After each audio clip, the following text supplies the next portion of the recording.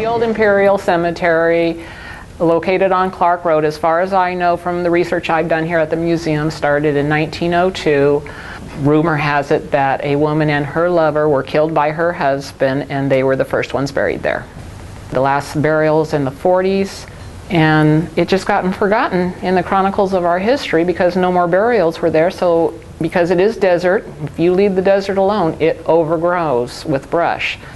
In the late 70s, early 80s, the IID was working on a canal in that area with their bulldozer, and they unearthed a casket or a grave site. They weren't quite sure, but at that point they knew to stop what they were doing, notified the city of Imperial.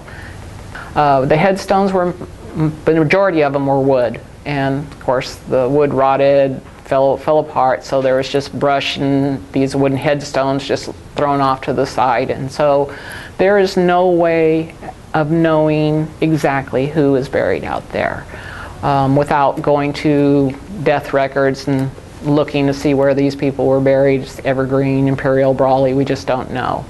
So now if you go out there, it's just like a ghost cemetery? Yeah, there's no greenery out there. There's still some headstones in place, and there's one quite large one for a Japanese family there.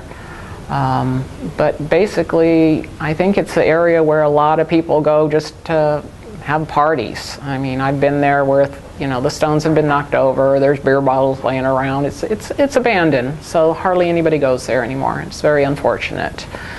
There are early settlers there, even though we forget the names and stuff, and cemeteries are an important part of our history, so respect them.